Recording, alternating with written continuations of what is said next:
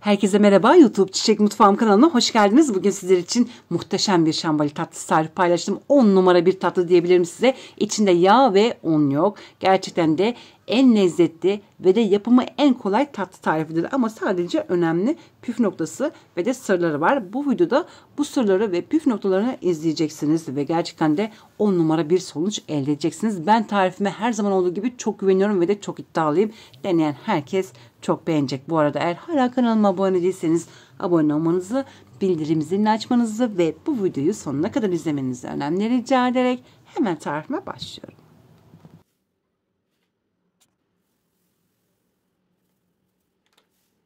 Şambali tatlısı için 5,5 bardak irmik kullandım. Hemen kolay bir şekilde yoğurabilmek için böyle geniş bir tepsiye aldım. Normal bir kasenin içerisinde de bu işlemleri yapabilirsiniz. 1,5 bardak toz şeker,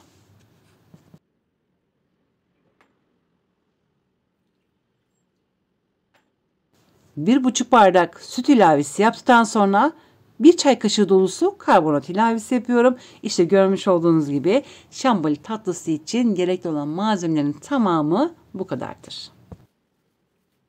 Şerbetli tatlıların gerçekten de en lezzetlisi ve de en kolayı diyebilirim sizlere. Zaten bu tatlıyı bilenler biliyor ama bilmeyenler için bilhassa paylaşmak istedim. İşte görmüş olduğunuz gibi yapımı inanılmaz derecede lezzetli. Şimdi bu malzemeleri sadece 30 saniye boyunca güzelce yoğurduktan sonra bir gece boyunca dinlendireceğim. Ertesi günde yapımına hemen başlayacağım. Bu hamuru yaklaşık olarak 30 veya 40 saniye boyunca yoğurduktan sonra hemen üstünü kapatıp buzdolabında bir gece boyunca dinlendireceğim. İşte bu tatlının en büyük sırrı budur. Mutlaka bu hamurun bir gün boyunca dinlenmesi gerekiyor. Bu arada buraya kadar gelen kıymetli takipçilerimden ben yine her zaman olduğu gibi yorumlar kısmına bir mesaj rica ediyorum. Bu bir çiçek olabilir, bir böcek olabilir ya da herhangi bir mesaj olabilir, hiç fark etmez. Konuyla alakalı bilginiz veya bir tecrübeniz de varsa bizlerle paylaşırsanız çok mutlu olurum. Şimdiden herkese teker teker teşekkür ediyorum.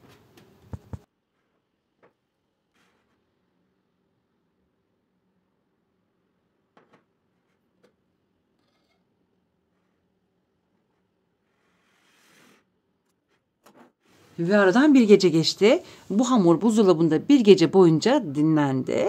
Şimdi hemen bir kaşık yardımıyla veya elinizle yaklaşık olarak bir 10-15 saniye boyunca hamuru yoğuracağım ki içindeki karbonat kokusu dağılsın diye.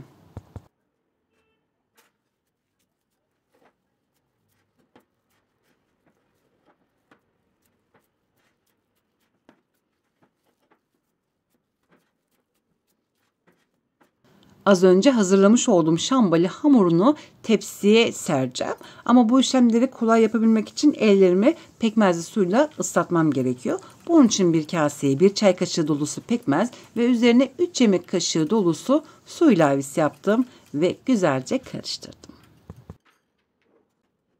Bu tatlıyı yapmak için her evde bulunan bir tepsiyi kullanmak istedim. 28'e 28 bir tepsi ölçüsü. Öncelikle 1 çay kaşığı dolusu hemen üzüm pekmezini tabanına döktüm ve üzerine 1 çay kaşığı kadar da tereyağı ilavesi yaptıktan sonra ellerimle hem altına hem de kenarlarına gelecek şekilde sürmeye başlıyorum. Bazen vermiş olduğum tepsiye göre çok büyük bir tepsi kullanılıyor veya çok küçük bir tepsi kullanılıyor. O yüzden vermiş olduğum tepsi ölçüsü çok önemlidir.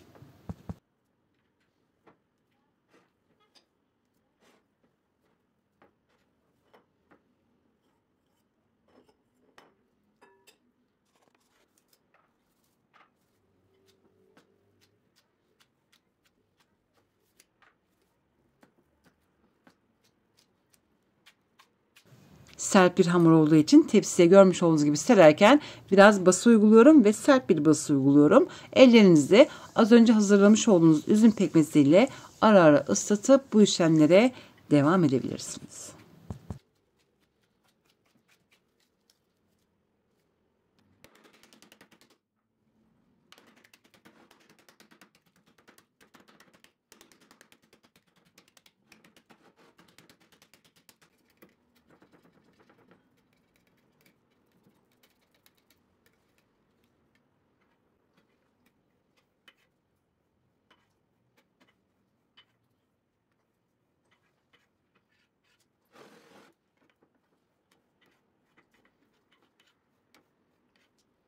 Hamur kartıyla hemen hamura düzgünlük sağlamaya çalışıyorum. Eğer böyle bir hamur kartınız yoksa hiç fark etmez. Bu işlemleri bir kaşık veya uygun bir kepçe ya da bir bıçakla da yapabilirsiniz.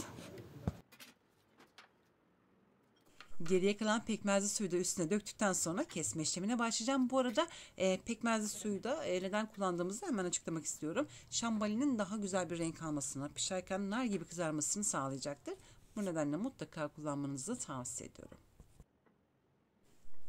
Çok kalın olmayacak, çok da ince olmayacak. Bu arada hemen şunu da belirtmek isterim ki kesme işlemini yaparken bıçağı ara ara az önce hazırlamış olduğum üzüm pekmezi suyundan eğer biraz kaldıysa kesme işlemini yaparken ara ara bıçağı ıslatmanız işinizi de kolaylaştıracaktır.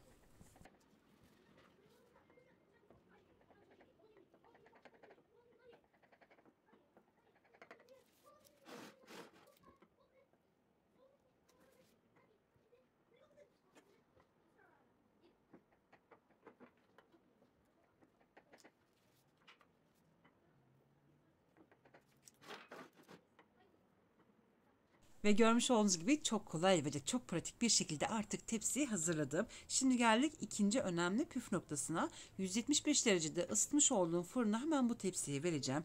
Ve yarım saat boyunca fırında kalacak. Fırından yarım saatin sonunda çıkartacağım. Bu vermiş olduğum izlerin üstünden tekrar geçeceğim. Ve yine pişmesi için fırına vereceğim. Biraz sonra sizlere ne demek istediğimi detaylı bir şekilde göstereceğim.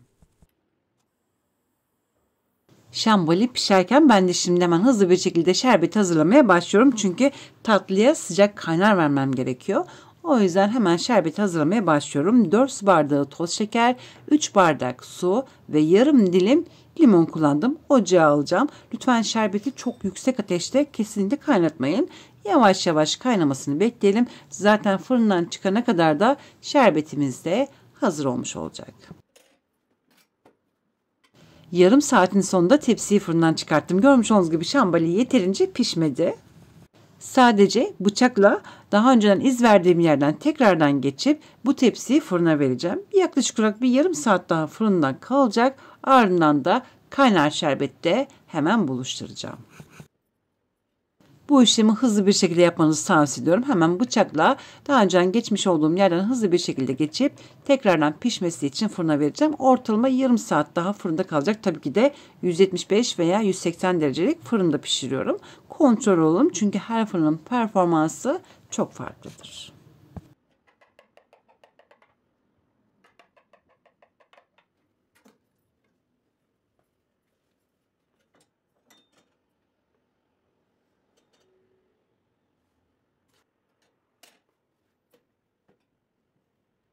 Ve artık tepsiyi fırından çıkarttım. Böyle görmüş olduğunuz gibi nar gibi kızarmış olması gerekiyor. Nar gibi kızardıktan sonra tepsiyi fırından çıkarttım. Ve sadece geldik yine önemli püf noktasına. Sadece 5 dakika boyunca ilk sıcaklığının gitmesini bekledim. Ardından da kaynar şerbeti yavaş yavaş tatlıya vermeye başlıyorum. Dediğim gibi fırından çıkarttıktan sonra sadece 5 dakika boyunca tepsinin birazcık ilk sıcaklığının gitmesini bekledim. Ardından da kaynayan şerbeti yavaş yavaş tatlıya vermeye başlıyorum. Yapımı son derecede kolay ve de nefis bir tatlı. Gerçekten de hele de bulunan malzemelerle şipşak yapacaksınız. Bu arada ağır bir tatlıdır. Yetişkinler için en fazla 3 dilim yani bir yetişkin en fazla 3 dilim yiyebilir. Ama hem çok doyurucu hem de çok lezzetli bir tatlıdır. Zaten bu tatlıyı bilenler biliyor. Bilmeyenler için de bilhassa bütün püf noktalarıyla da paylaşmak istedim. Şerbeti de birden vermiyorum. Yavaş yavaş veriyorum. Yedire yedire veriyorum. Bu arada şerbetini verdikten 3 saat sonra veya 4 saat sonra artık afiyetle yiyebilirsiniz ama ertesi güne daha da lezzetli oluyor. Buzdolabında kesinlikle saklamayın. Evin en soğuk bir bölümünde balkonunuz varsa balkonda bekletebilirsiniz.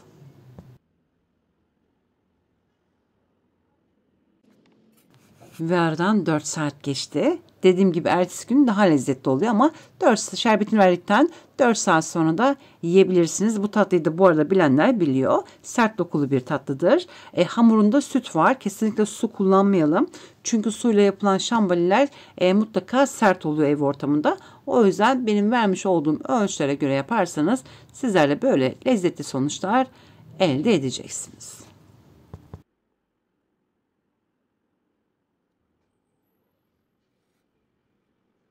Yakından da gördüğünüz gibi damakları şenlendirecek nefis bir şerbetli tatlıdır. Evde bulunan malzemelerle, içinde un yok, yağ yok.